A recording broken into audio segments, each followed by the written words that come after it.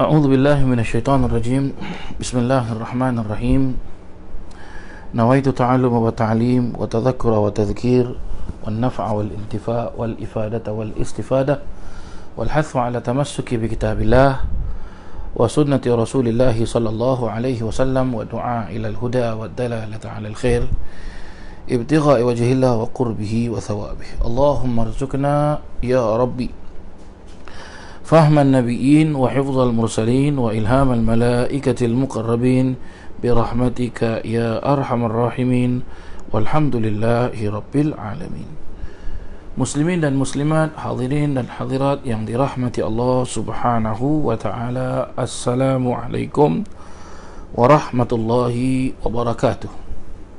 Alhamdulillah, wassalatu wassalamu ala Sayyidina Muhammadin ashrafil anbiya wal mursalin wa ala alihi wa ashabihi ajma'in.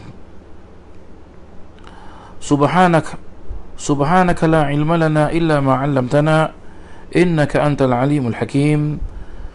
Qala rabbi shrah li sadri wa yassir li amri wahlul 'uqdatam min lisani yafqahu qawli. Alhamdulillah, bersyukur kita kepada Allah subhanahu wa ta'ala, kita dapat berjumpa dalam keadaan sihat wal afiah, dan juga mudah-mudahan perjumpaan kita ini diberkatkan oleh Allah subhanahu wa ta'ala dan segala amal ibadah kita diterima oleh Allah subhanahu wa ta'ala, dan juga mudah-mudahan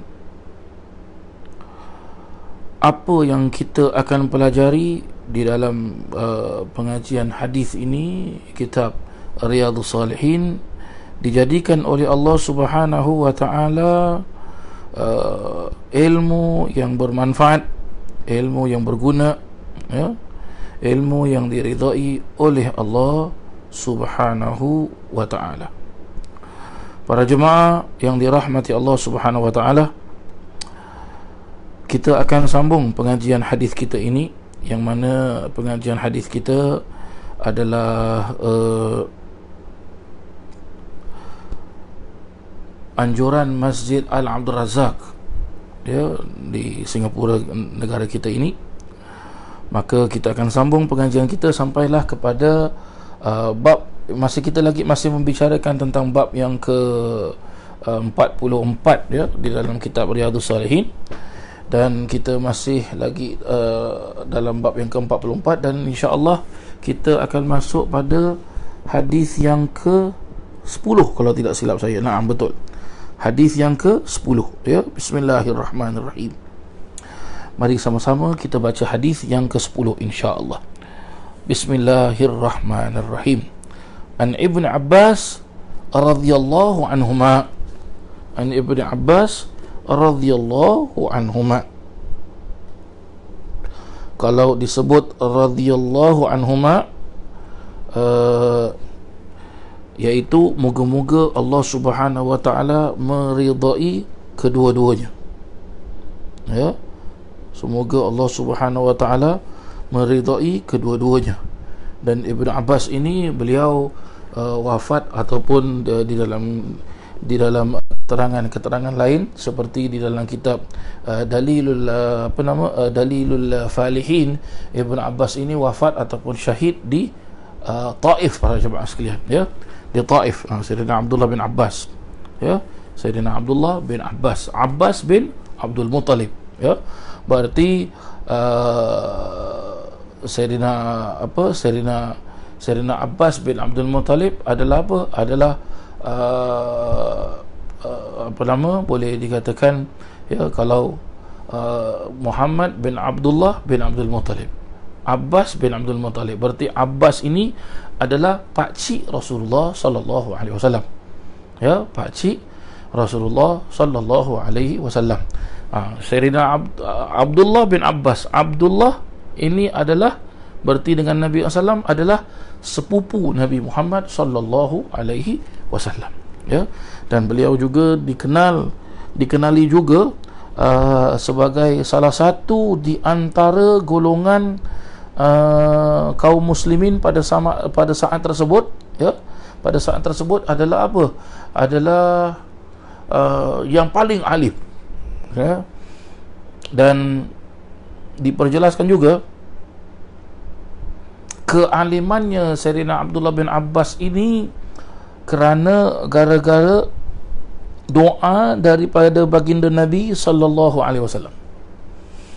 Dalam hadis yang masyhur, ya diperjelaskan doa Nabi SAW itu, Nabi berdoa, Allahumma faqihhu fid din, kata Nabi SAW.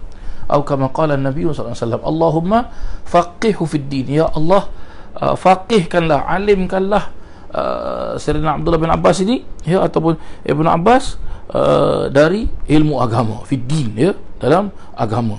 Maka diperjelaskan Sayyidina Abdullah bin Abbas ni, para jemaah sekalian, beliau dalam usia yang sangat-sangat muda, sangat-sangat muda. Ada ulama jelaskan belasan tahun beliau sudah mempunyai karangan kitab tafsir, ya.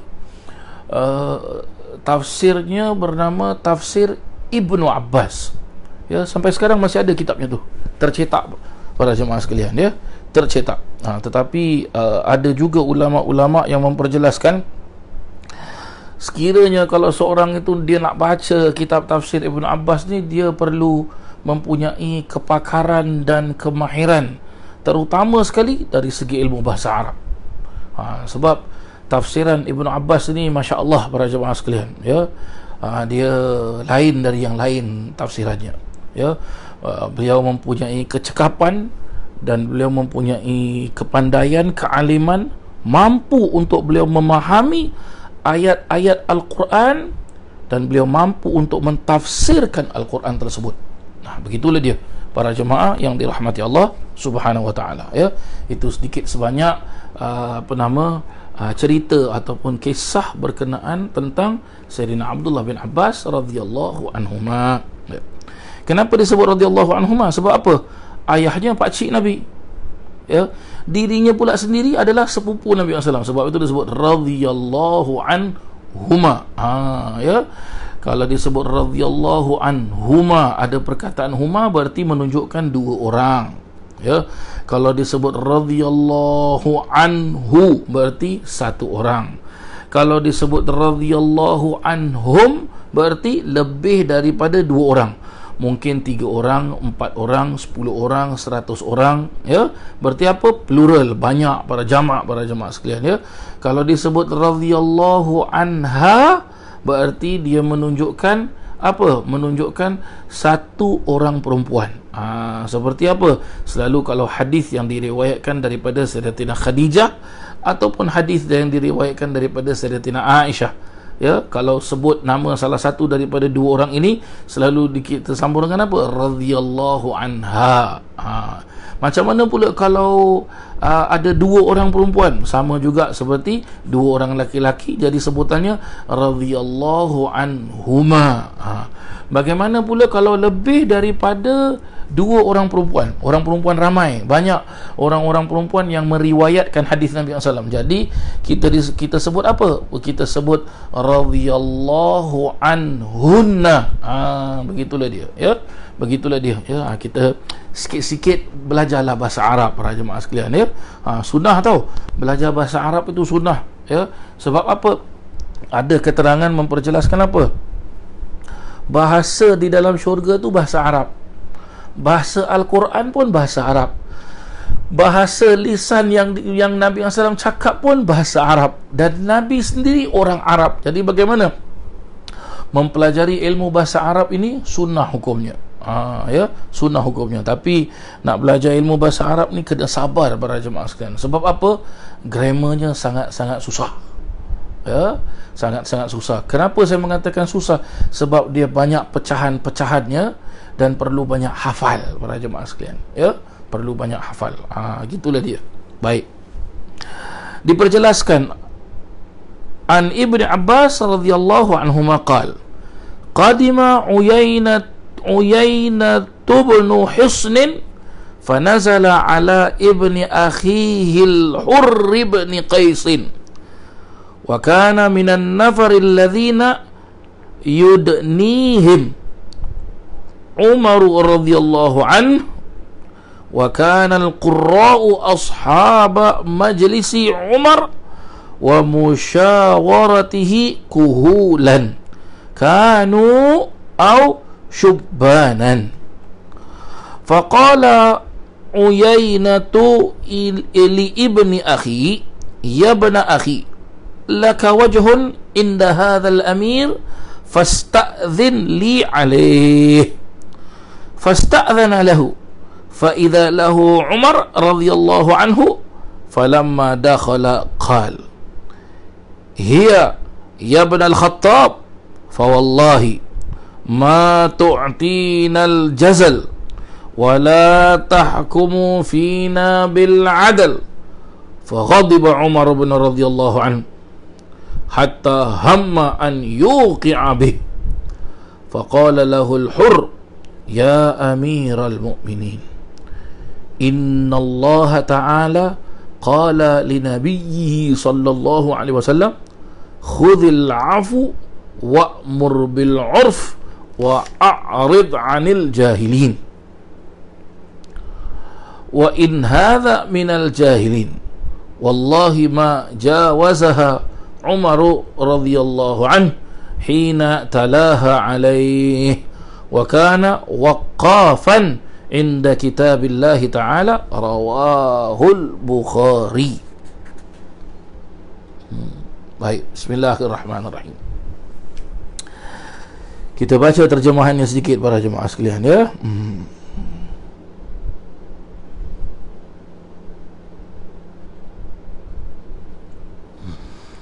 Dari Ibnu Abbas radhiyallahu anhuma katanya, telah datang Uyainah bin Hisni ataupun Hisn dari Madinah, lalu bertemu di rumah Ibnu Akhi, ya, iaitu di rumah sepupunya, ya, Ibnu Akhi, anak kepada abangnya, iaitu di rumah sepupunya yang bernama Hur bin Qais, ya, Hur bin Qais. Sepupunya siapa? Sepupunya Uyainah bin Hisn, ya. Maka Hurs bin Qais ini adalah di antara golongan orang-orang yang dekat hubungannya dengan Sayyidina Umar radhiyallahu anhu.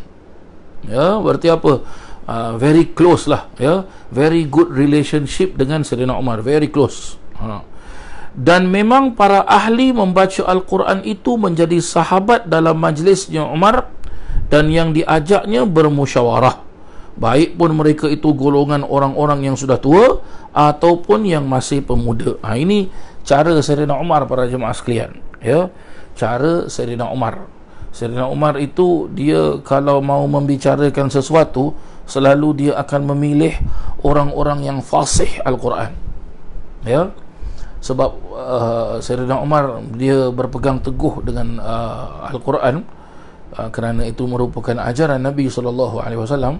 Dan juga kalau kita buka kisah tentang Sayyidina Umar, beliau itu memeluk agama Islam apabila terdengar bacaan Al-Quran, seperti apa yang kita tahu, ya, bacaan Toha, maka langsung Sayyidina Umar itu apa?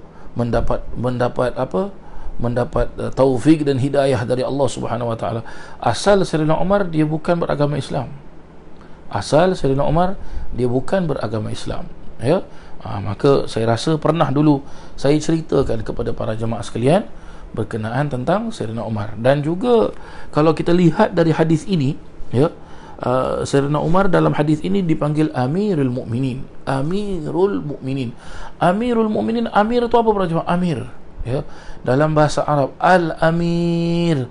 Amir itu bagaimana? Ketua, ya, ketua para jemaah sekalian. Ketua maksudnya bagaimana? Ya, khalifah, presiden, king. Mukminin, ketua kepada orang-orang yang beriman. Ya. Siapa di antara Amirul Mukminin? Amirul Mukminin diperjelas, ada juga ulama jelaskan Amirul Mukminin itu 4 orang. Ya, di dalam sahabat-sahabat Nabi 4 orang, Khulafaur Rasyidin. Sayyidina Abu Bakar, Sayyidina Umar, Sayyidina Uthman dan Sayyidina Ali radhiyallahu anhum. Tadi kan saya bilang kan, hum. Berarti apa? Lebih dari dua, sebab dia dah sampai 4 orang ataupun dia 3 orang, kita katakan radhiyallahu anhum. Apa maksud radhiyallahu anhum? Moga-moga Allah Subhanahu wa taala meridai mereka. Tu dia.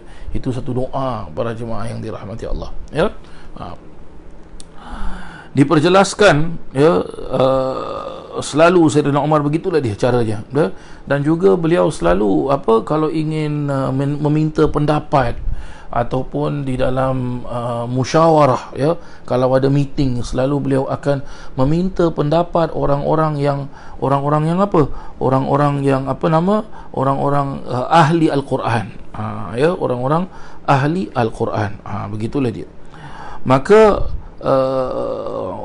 Uyainah bin Husain pun berkata kepada sepupunya, iaitu Hur bin Qais, wahai anak saudaraku, ya, engkau ini mempunyai wajah. Wajah di sini adalah apa? Dikenal amat baik sekali. Maksudnya apa? Engkau ini mempunyai wajah. Wajah yang dimaksudkan wajah di sini adalah engkau ini mempunyai apa boleh kita bilang wajah pada wajah tu boleh kita bilang engkau ni dekat, ya, dengan Sayyidina Umar. Kalau bahasa kasar dia bilang apa tu? Engkau ni ada muka depan orang. Maksudnya begitulah, ya. Maksudnya yang boleh kita faham ni berarti apa? Ucapan yang dia nak ucapkan tu Sayyidina Umar selalu dengarkan tau. Jadi senang cakap, this one kira salah satu orang yang terdekat dengan Sayyidina Umar. Begitu maksudnya, ya. Ya, saya ulang sekali lagi terjemahannya, ya. Wahai anak saudaraku, iaitu Hur bin Qais, engkau ini mempunyai wajah yang ini dikenali amat baik di sisi Amirul Mukminin, maksudnya Sayyidina Umar. Maka dari itu mintalah izin untukku supaya aku dapat bertemu dengannya. Ya. Uyainah bin Husain ini memohon kepada Hur bin Qais untuk kasih tahu dengan Sayyidina Umar, ya, bahawasanya Uyainah ni nak cakap lah depan Sayyidina Umar, ya, nak cakap depan Sayyidina Umar, ya. Maka setelah Uyainah pun masuk bertemu dengan Sayyidina Umar, dia berkata kepada Sayyidina Umar, wahai anaknya Al-Khattab, ya, anaknya Al-Khattab maksudnya apa? Umar bin Khattab, tu dia, ya. Wahai anak Al-Khattab, demi Allah, engkau ini tidak dapat memberikan banyak keenaan pada kita, dan engkau tidak memerintahkan kepada kita dengan cara adil. Maka bila Sayyidina Umar mendengarkan ucapannya Uyainah ini, Sayyidina Umar pun marah, ya, sehingga hampir-hampir saja bermaksud akan menjatuhkan hukum kepada Uyainah. Tetapi Hur bin Qais, ya, kemudian berkata kepada Sayyidina Umar, wahai Amirul Mukminin, sesungguhnya Allah Ta'ala telah berfirman kepada Nabi-Nya, iaitu sallallahu alaihi wasallam, yang artinya, ya, tadi ayat Quran tu, wa'mur, ya, khudhil afu wa'mur bil 'urf wa a'rid 'anil jahilin. Ya, apa maksudnya? Berikanlah pengampunan, perintahkanlah dengan kebaikan, dan janganlah menghiraukan kepada orang-orang yang bodoh. Ya, ini ayat Al-Quran para jemaah sekalian. Kalau tidak silap, setahu saya ayat ini adalah surah di dalam di dalam Al-Quran, surah Al-A'raf, kalau tidak silap saya, ya. Minta maaf lah kalau salah para jemaah sekalian. Dan sesungguhnya orang ini, iaitu Uyainah ni, adalah termasuk golongan orang-orang yang orang-orang yang tak pandai, ya, orang-orang yang maksud orang-orang yang tak pandai ini juga ada juga diperjelaskan. Maksud tak pandai, kalau dalam bahasa kasarnya kita bilang bodoh lah para jemaah sekalian, ya. Kita bilang bodoh, ya, kita bilang bodoh. Naam.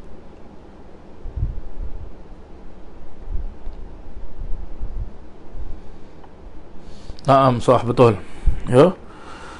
Demi Allah, maka Umar tidak suka melanggar ayat-ayat tersebut ketika dibacakan kepadanya, dan Umar adalah orang yang paling dapat menahan dirinya, iaitu paling mentaati kitab isi kepada isi kitab Allah Taala tersebut. Ya, riwayat siapa? Hadis ini riwayat oleh Imam Bukhari. Baik para jemaah yang dirahmati Allah Subhanahu wa taala. Hadis yang boleh kita baca, yang telah pun kita baca bersama tu para jemaah sekalian, ya, yang memberikan kita pengajaran-pengajaran, ya, pengajaran-pengajaran. Apa dia para jemaah sekalian? Di antara pengajaran-pengajaran yang boleh kita dapat, ya, dalam hadis tersebut, ya, adalah apa? Berkenaan tentang apa? Berkenaan tentang sopan santun. Ya. Sopan santun yang diterapkan dan yang boleh kita fahamkan di sini dalam hadis, ya, dalam hadis yang diriwayatkan daripada Ibnu Abbas radhiyallahu anhuma ini, bahawasanya, ya, ada kelebihan-kelebihan kepada orang-orang yang apa? Yang satu orang itu dia menjaga Al-Quran. Menjaga Al-Quran di sini bukan berarti orang itu setakat hanya hafal, tetapi dia baca dan hafal dan memahami dan mengamalkan isi kandungan di dalam Al-Quran tersebut. Ya, pada zaman tersebut para jemaah sekalian, masya-Allah, kita sendiri mengetahui bagaimana Al-Quran itu kepada Nabi SAW.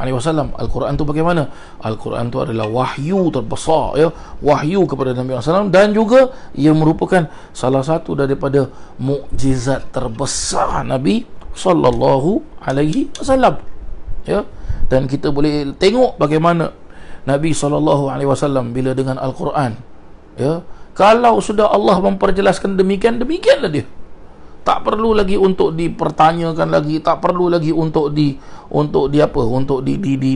apa kita nak cakap, ya.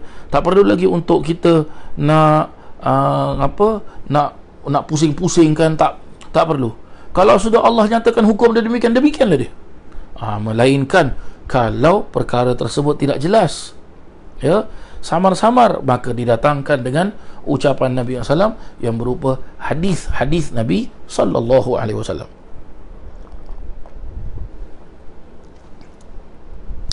Dan di samping itu juga para jemaah yang dirahmati Allah, dalam hadis ini kita boleh faham, diperjelaskan bahawasanya macam mana cara untuk kita bercakap dengan orang. Ada kalanya manusia itu bila dia bercakap, dia tidak menghiraukan dengan siapa dia bercakap. Dan ada kalanya manusia itu dia bercakap mengikut kehendak nafsu dia, mengikut kehendak suka hati dia. Dia cakap ya. Itu perkara orang suka dengan orang tak suka, orang boleh terima ataupun orang tak boleh terima, itu terpulang. Ada demikian. Sebab itu ada juga hadis-hadis yang lain, ya. Nabi SAW itu pernah bersabda dalam sebuah hadis. Nabi bersabda, man kana yu'minu billahi wal yaumil akhir falyaqul khairan aw liyasmut. Ya, atau kama qala Nabi SAW. Apa maksudnya? Barang siapa yang beriman kepada Allah dan beriman kepada hari akhirat, maka hendaklah ia itu bercakap dengan percakapan yang baik. Maksud percakapan yang baik di sini, satu daripadanya, dia tak boleh cakap bohong. Lagi satu, bila dia cakap ni, dia perlu tahu dengan siapa dia nak cakap. Ya? Cuba bayangkan kalau katakanlah seorang anak itu dia nak cakap dengan ayah ataupun dengan ibunya, macam mana cara dia cakap? Perlu tak dia meninggikan suara dia, ataupun dia senang cakap dia pekik-pekik, ya, dia teriak-teriak, dia cakap dengan mak dia, ya, ataupun cara dia cakap dengan ayah dan ibunya tu tidak dia tinggikan suara, tetapi kasar cara cakap dia itu, ya, ataupun cara dia bercakap dengan kedua orang tuanya itu dia menggunakan perkataan-perkataan yang kesat. Ya. Sama juga kalau kita itu contohlah katakan kalau kita diundang oleh orang untuk memimpin solat Jumaat, jadi kita akan berkhutbah. Kita diundang oleh orang untuk majlis syarahan, jadi macam mana kita sampai, macam mana kita cakap, ya. Ini diajarkan semua dalam agama Islam.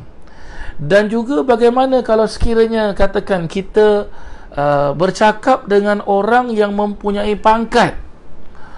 Pangkat di sini yang nak saya kongsi bersama dengan para jemaah ini, katakanlah kita bercakap dengan presiden, kita bercakap dengan MP, ya, members of parliament, ya, kita cakap dengan katakan kita juga nak minta kerja, ya, cara kita cakap kepada manager ke director ke, ya. Ini how para jemaah sekalian, ya, perlu kita tahu cara untuk menyusun ayat untuk bercakap, itu perlu tahu, ya. Dan di antara lagi para jemaah yang dirahmati Allah, bila kita bercakap ini perlu juga kita menggunakan cara percakapan kita ini sampai meyakinkan orang. Ini lagi satu bab para jemaah sekalian. Walhasil dalam hadis ini diajarkan kepada kita, bila kita nak cakap ini, jaga lidah kita. Jangan terlalu senang untuk kita lepaskan percakapan kita, sehingga kadang-kala percakapan itu, perbuatan itu perlu untuk kita cakap, tetapi kalau kita cakap, dia akan menjadikan satu impact yang tidak baik. Contohlah, boleh merosakkan perhubungan keluarga, boleh merosakkan keadaan tersebut. Maka bagaimana? Tak perlu cakap, diam. Tak perlu cakap. Ada kalanya perlu untuk kita cakap, tetapi percakapan kita itu susah, ya. Maksud susah tu, ya, kan ada diperjelaskan, qulil haq walau kana murrah, katakanlah yang benar walaupun pahit. Walaupun susah untuk kita cakap, mesti kita cakap. Ya. Ada kalanya para jemaah sekalian, perlu kita cakap, tak perlu dengan kekasaran, tak perlu dengan bahasa yang kesat, tak perlu dengan marah-marah.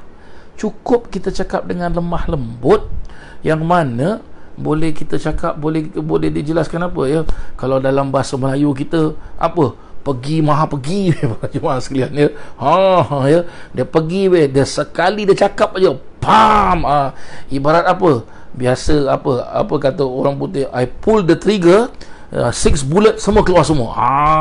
Gitulah dia para jemaah yang dirahmati Allah Subhanahu wa taala, ya. Dan sekiranya pula lagi satu pengajaran dalam hadis ini yang boleh kita dapat para jemaah sekalian, ya. Sekiranya pula kalau Allahumma salli wa sallim wa barik alaihi wa ala alihi, sekiranya kalau nak cakap ni, sekiranya kalau adalah orang yang contohlah katakan seperti Sayyidina Umar Amirul Mukminin, ya. Orang ini datang, ya, cakap sembarang bercakap dengan Sayyidina Umar, maka Sayyidina Umar marahnya Sayyidina Umar ibarat orang ni tak tahu bahasa ke cakap. Jadi macam mana kita ni pula bila ada orang seperti ini datang cakap dengan kita, ya. Dulu pernah para jemaah sekalian, saya pernah dulu mengalami para jemaah, saya juga terkejut, ya. Saya juga terkejut, ya. Dia niat itu baik, ya. Dia niat tu baik, ya. Dia nak berubah, ya. Jadi orang ini mungkin background dia dulu adalah sedikit nakal-nakal, ya. Jadi dia datang jumpa saya. Assalamualaikum Ustaz. Saya pun tengok dia. Waalaikumsalam warahmatullahi wabarakatuh. Bila saya jawab salam, awak tahu tak dia jawab apa? Ustaz, saya cakap Assalamualaikum. Yang Ustaz cakap panjang-panjang jawab Waalaikumsalam warahmatullahi wabarakatuh. Bukannya nak syarahan kan? Ya Allah, relax Ustaz. Dah lah. Saya akhirnya tarik nafas. Ada beberapa orang yang bersama saya tu dah tengok muka orang ni, ya, ada tengok dia muka dah merah dah. Jadi sebab itu dalam hadis ini Sayyidina Umar boleh jatuhkan hukum, tapi bila dibacakan ayat Al-Quran, senang cakap apa? How bila kita menjadi seorang ketua, ya, bila terjadi perkara seperti ini, bagaimana kita tackle perkara ini? Ya, bagaimana cara kita cara kita menangani perkara ini? Baginda Nabi SAW juga memberikan kita contoh yang baik, ya, bahkan contoh Nabi SAW contoh-contoh yang paling baik, ya, contoh-contoh yang paling baik. Salah satu daripadanya para jemaah sekalian, dia baginda Nabi SAW boleh saja nak marah kepada cucunya tu boleh, iaitu Sayyidina Hasan dengan Sayyidina Husain. Tatkala Nabi SAW apa? Sedang sujud, maka Sayyidina Hasan ke Sayyidina Husain naik atas belakang Nabi. Dan Nabi diam sujud lama. Nabi biarkan, ya, itu cucunya tu, anak kecil tu dibiarkan oleh Nabi SAW. Nabi boleh saja bangun langsung marah cucu, aku tengah sembahyang kau. Tapi Nabi diam. Nabi biarkan cucunya ni bermain-main di atas badan Nabi SAW bagian belakang ni. Ada sampai keterangan jelaskan apa? Mereka seperti naik ke atas badan Nabi seperti mereka naik kuda, dan mereka goyang-goyang. Ya, ya. Nabi boleh saja marah, ya. Nabi boleh saja marah, tetapi bagaimana? Nabi sujud juga, tidak bergerak Nabi. Akhirnya bila mereka turun barulah Nabi bangun kembali. Nah, ini dia para jemaah yang dirahmati Allah. Ya. Apa dia? Satu, sesuai dengan ayat Al-Quran, khudhil afwa, ya, khudhil afwa, berilah pengampunan. Berarti apa? Kalau kita jadi seorang ketua, ada perkara ini datang seperti ini, datang kepada kita, ya, boleh kita marah, tapi cara kita marah tu perlu dengan cara yang baik. Khudhil afwa, berikanlah pengampunan. Maksud beri pengampunan tu, ya, apa yang kita faham, ya, kita jangan salahkan dia dulu. Biarlah dia nak cakap tadi, Ustaz, saya cakap Assalamualaikum je, Ustaz jawab Waalaikumsalam warahmatullahi wabarakatuh, macam orang nak syarahan je. Ya, tak apa, kita orang tak faham, ya. Sebab apa? Orang jahil, dia tidak faham para jemaah sekalian, ya. Dan juga wa'mur bil urf, ya, wa'mur bil urf, perintahlah dengan apa? Kebajikan. Ya. Kita bila nak menyuruh orang itu, mengajar orang itu, bercakap kepada orang, mendidik orang, didiklah dengan kebaikan. Bukan kita didik walaupun benda tu baik, tapi kita didik dengan kekerasan. Jangan para jemaah sekalian, ya, jangan. Lihat dalam keterangan hadis dan juga dalam sejarah Islam, ya, memang sah ada hadis yang memperjelaskan apabila anak itu sudah umur 7 tahun, kalau dia tidak tidak solat di rotan, ya, dimarahi, ya. Kalau dia masih kecil, kurang daripada 7 tahun, berapa? 4 tahun, 5 tahun, 3 tahun, ya.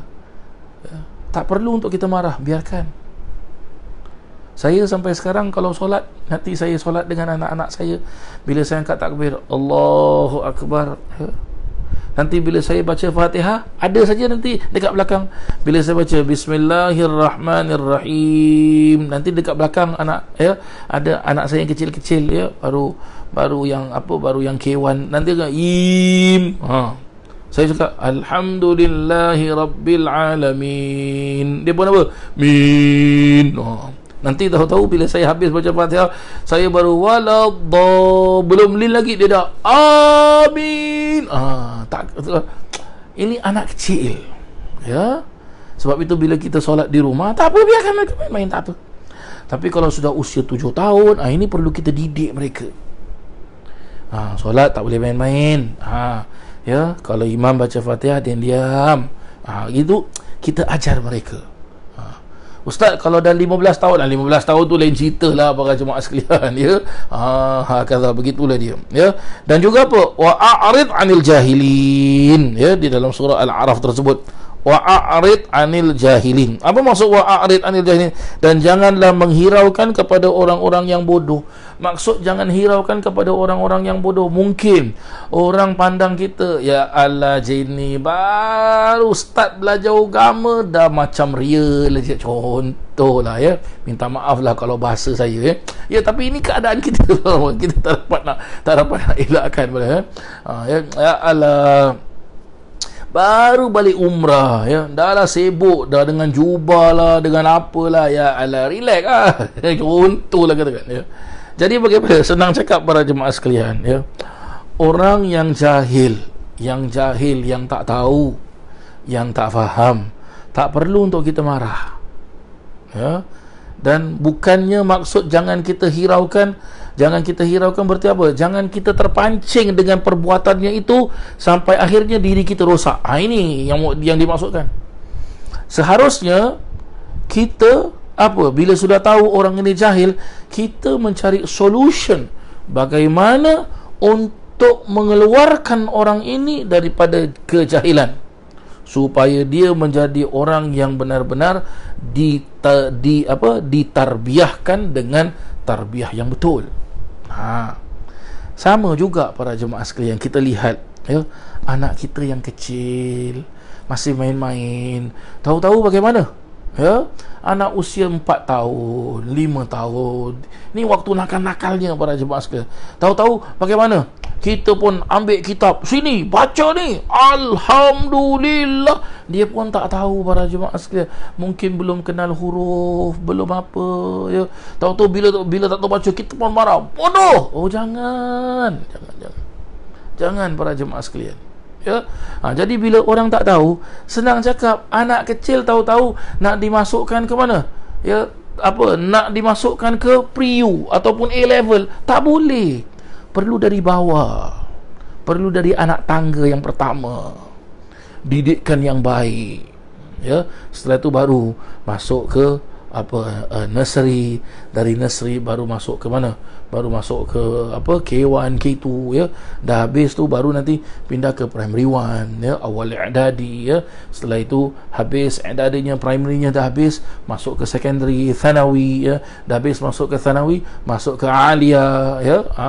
Ya, pre-U, ya, sampai ke O level, ke A level, ke N level, ke sampailah dia ke al-jami'ah, sampailah dia ke mana?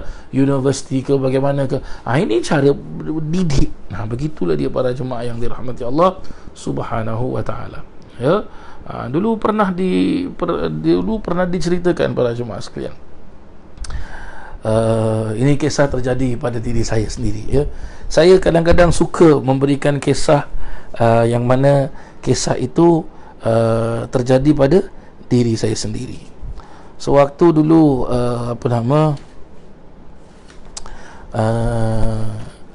di Darul Mustafa saya selalu kadang-kadang bila ingat kisah ni selalu saya ketawa, ya. Apabila datang waktu cuti, jadi banyak warga-warga negara Arab, baik dari orang Yaman sendiri ataupun luar orang Yaman, mereka balik kampung. Jadi tinggallah kita ini foreign student saja yang ada, ya, daripada Afrika, daripada Thailand, daripada Indonesia, daripada Malaysia. Saya seorang daripada Singapura, ya. Jadi pernah satu ketika saya dengan kawan-kawan saya lapar. Ada dalam lebih kurang dalam 3-4 orang kita lapar, ya. Jadi bila lapar, jadi kita pun pergi kedai, kita beli apa, kita beli Indomie para jemaah sekalian. Tengok ni belum cerita saya dah ketawa. Kita beli Indomie tak salah, kita beli satu kotak. Jadi kita 3-4 orang ini fikir-fikir berapa bungkus kita nak masak beli je lah satu kotak. Okey, jom kita beli satu kotak. Balik ke Darul Mustafa, kita pun hidupkan api di dapur Darul Mustafa. Tiba-tiba apa? Sudahlah, kita masak satu kotak lah. Jadi kita masak Indomie itu satu kotak para jemaah. Ingat masih kita masak Indomie satu kotak. Jadi ada yang bilang pecahkan telur ada dekat dalam, yang ini bilang goreng dengan telur ada. Okey, jadi kita buat apa? Ada yang pecahkan telur di dalam, ada yang goreng telurnya, ada yang goreng telurnya. Lepas tu apa? Cili tak ada cili, lada hijau ke lada merah ke? Saya bilang aku ada cili paket dah. Cili macam McDonald punya cili paket kecil-kecil. Jadi okey lah, ini boleh lah. Bila selesai masak, kita pun taruh di periuk ke dulang, kita pun angkat. Bila kita angkat, tiba-tiba alangkah terkejutnya para jemaah sekalian, kita keluar daripada dapur Darul Mustafa, Habib Omar lalu. Habib Omar pun tengok, Allah, Masya Allah, takul Indomie, kata Habib Omar. Allah, Masya Allah, makan Indomie lah. Makan Indomie. Kita pun nak cakap apa dia cakap, tahu-tahu kita Masya Allah. Pasal Indomie tu satu kotak semua kita masak. Satu kotak semua kita masak. Terus Habib pun tanya, antum takuluna ma'ba'at kullu, kata. Ini Indomie banyak ni, kau makan dengan kawan kau ramai-ramai semua dah lah. Kita bilang na'am ya Sayyidi, betul Habib. Akhirnya marhaba, tafadhal. Terus kita bilang, Habib bin fadlikum, la ana agak akal. Kita Habib, jemput Habib, silakan Habib. Kita bilang tak, ana dah makan dah, kata Habib. Akhirnya bagaimana? Kita bawa naik atas ke bumbung sekolah para jemaah sekalian. Agak-agak berapa orang yang makan Indomie tu satu kotak tu? 4 orang. 4 orang. Tengah-tengah makan, tahu-tahu Habib Omar pun naik dah. Kata Habib Omar, "Kif? 4 nafar bakat?" kata Habib Omar. "Macam mana? 4 orang saja dah." Kita pun Habib Omar tu ketawa. Kata Habib Omar. Akhirnya Habib Omar pun duduk sekejap. Habib Omar kita fadal Habib. Habib pun cuil-cuil Indomie. Masya Allah, Indomie tamam, kata Habib. Lakin kif hada takul 4 nafar, kata Habib. Kata Habib, Masya Allah, Indomie. Tapi macam mana ni, makan cuma 4 orang ni? Kita pun terstop makan. Guru kita dekat depan ni, subhanallah, la ilaha illallah. Akhirnya bagaimana? Habib Omar tak marah kita. Akhirnya Habib Omar memperjelaskan apa? Masya Allah, al-an indakum, kata Habib, sekarang ni kita makan Indomie, makan sedap-sedap. Ini semua nikmat dari Allah Ta'ala.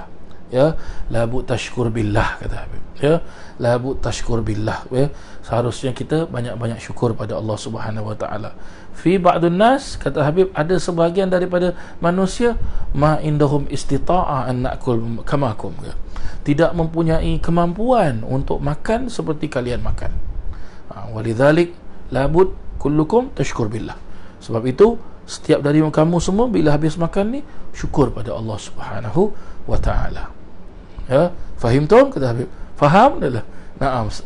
Tahu-tahu sebelum Habib bangun, Habib bilang, lakin maratan thani, kata Habib, tapi untuk kali keduanya nanti, idza sawaitum tabahtum hakadha, kalau kau buat Indomie banyak macam ini, la takul 4 nafar, kata Habib. Jangan kau makan 4 orang, kata Habib. Dengan Habib tengok kita, lepas tu Habib pun ketawa, dia tutup mulut dia. Kan kita pun nak ikut ketawa pun. Macam mana nak ketawa ini depan guru? Tak kena kaya kita. Tengok cara Habib, dia punya tarbiyah para jemaah sekalian, masya-Allah, hakadha, subhanallah. Sebab itu tadi bila saya baca hadis ini, tahu-tahu teringat saya sewaktu dulu berada di Darul Mustafa. Hakadha, begitulah dia para jemaah yang dirahmati Allah Subhanahu Wa Ta'ala. Alhamdulillah, hari ini kita dapat baca satu potong hadis, tak apalah, kita baca satu potong hadis. Nanti insya-Allah minggu depan kita akan teruskan baca lagi 2 potong hadis dalam bab yang ke-44 ini. hadis yang ke-11 dan hadis yang ke-12, maka setelah itu baru dah habis. Nanti kita masuk kepada bab yang ke-45 pula dalam kitab Riyadhus Shalihin, ya. Baik para jemaah sekalian, sebelum kita akhiri, ya, saya minta sama-sama kita baca surah Fatihah para jemaah sekalian, ya. Saya minta dengan berkat kitab Riyadhus Shalihin, dengan berkat Imam Nawawi, dengan berkat almarhum Habib Munzir, dengan berkat guru saya iaitu Al-Habib Umar bin Muhammad bin Salim bin Hafid, dan dengan berkat semua para jemaah sekalian, muslimin dan muslimat, ya, mukminin dan mukminat, agar sama-sama kita baca surah Fatihah dan kita hadiahkan kepada ayah saya, ya, Tuan Haji Rahmat bin Abdullah yang sedang sakit berada di Changi Hospital, ya.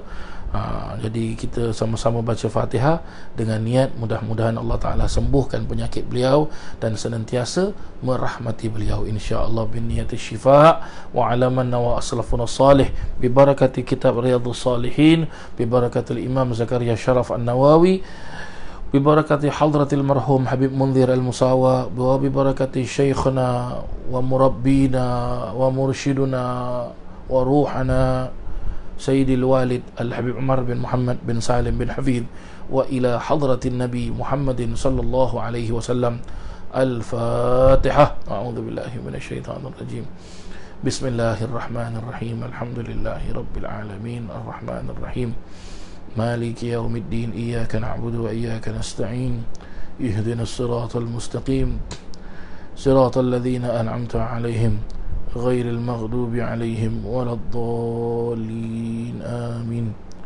بسم الله الرحمن الرحيم. الحمد لله رب العالمين. اللهم صل وسلم وبارك على سيدنا محمد وعلى آله وصحبه أجمعين. اللهم إنا نسألك زيادة في الدين وبركة في العمر وصحة في الجسد وسعة في الرزق وتوبة قبل الموت وشهادة عند الموت ومغفرة بعد الموت وعفوا عند الحساب وأمانة من العذاب ونصيبا من الجنة warzuqna an-nazara ila wajhikal karim ya rabbal alamin. Wa sallallahu ala sayyidina Muhammadin wa ala alihi wa sahbihi wasallam. Walhamdulillahi rabbil alamin. Sekian dulu, terima kasih atas perhatian para jemaah sekalian. Mohon maaf kalau ada kekasaran bahasa. Wabillahi taufiq wal hidayah wa birridha wal inayah. Wassalamu alaikum warahmatullahi wabarakatuh.